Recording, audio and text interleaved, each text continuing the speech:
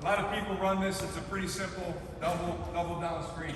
We go 42, we're just going to dribble at our 2-man. So we dribble at our 2, he's going to go down to the block. Our 3-man's going to come down as well. We're going to set a cross screen 2 to 3. Coming across the post. Now we're setting that double down screen, elevator screen for our 2-man coming up through the middle or off the side. Again, that might be what we ultimately want, but if I want to get the ball to my 3-man on the post, I'll call 42. So our 3-man's on the weak side. Maybe we see that he's got a mismatch on that side of the floor. So now we'll call out 42. Our 3-man comes across the cross screen, and we're looking to get him to the post. So run 42. 42. Cross screen, double down screen, right there. If the 2 or 3-man doesn't get it coming across, we tell him to get out. Just run to the corner, space it out so we can flash. So 43 would be the same, go on the other side. So go 43. Cross, down screen, good. We would just go through. 44 and 45. You can run these 2 different ways. So we go 44, we want to get the ball to our 4-man. So Bone's our 4-man. We're going to go opposite him. We can do it 2 ways. We can throw it. If we throw it there, Joey's actually going to go to the ball side corner just to clear his man out. Our 5-man is going to walk down the key. So Keezy's just going to walk down, and now he's going to screen diagonally for the floor. And we always tell our guy to go under the screen. Always. No exception. Even if the defense is laying off, you want to go under because it makes the high post wide open every time.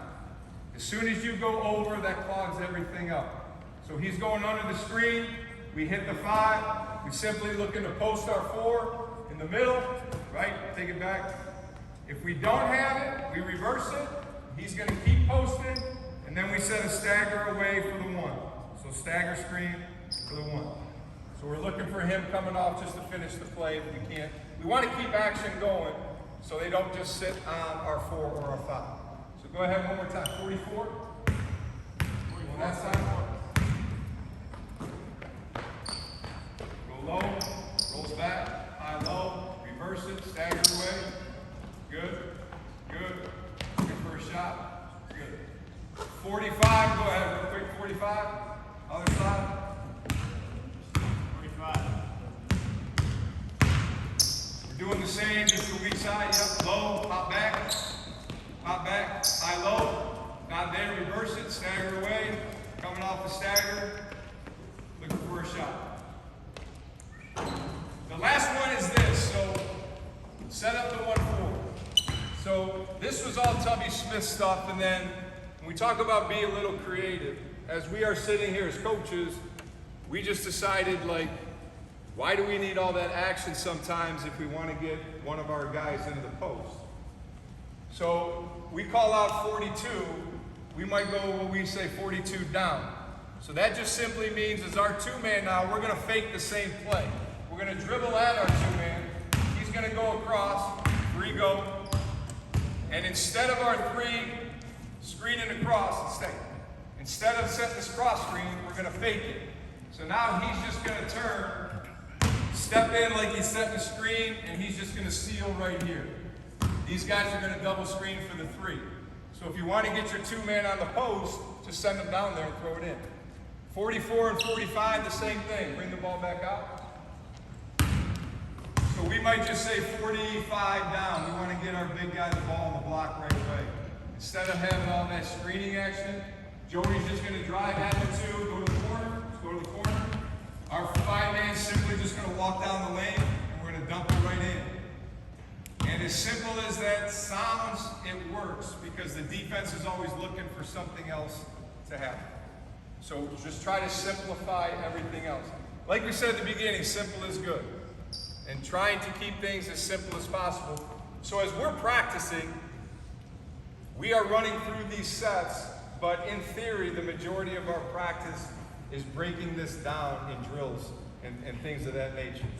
So we're always trying to kind of get better and work on our skill stuff. Similar to what a lot of the coaches earlier said, I don't want to keep repeating it, but it's all true. Repetition is key. and making sure that you have a great practice plan, you understand what it is that your team is capable of doing, is really important. And the biggest thing, like when I first started coaching, when I was an assistant here at St. Ed's, and I graduated here in 1990, my first 5 years, there was 4 head coaches here at St. Ed's. And a lot of what they did here was, in my opinion as an assistant, I didn't really like it, but it's what I learned, right? These were my head coaches and it's what I learned.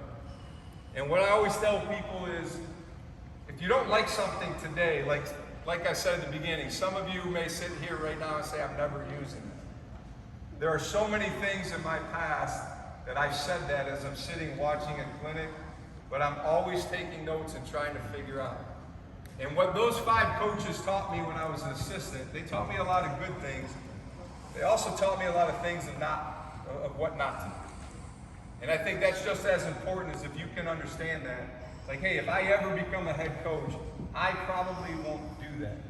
And just make sure that you know. But put it on a shelf somewhere, because 5 years from now, 10 years from now, you might need it. And in 2001, we always talk about, I met Coach Showalter, and he really changed my path and my career because of just the way that he talks and the philosophies that he developed off the floor. And we spend just as much time off the floor as we do on the floor, whether it's in my office watching film, but mostly it's about getting to know each other.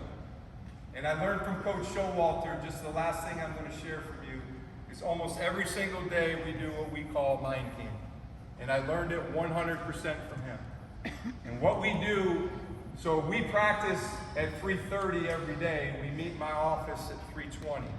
And my office is just big enough to have 14 or 15 guys in chairs.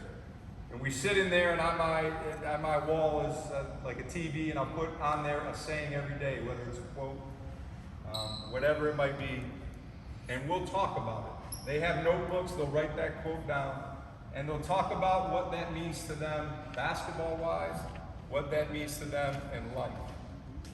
And I think what we all, know, but need to understand, this is all about relationships.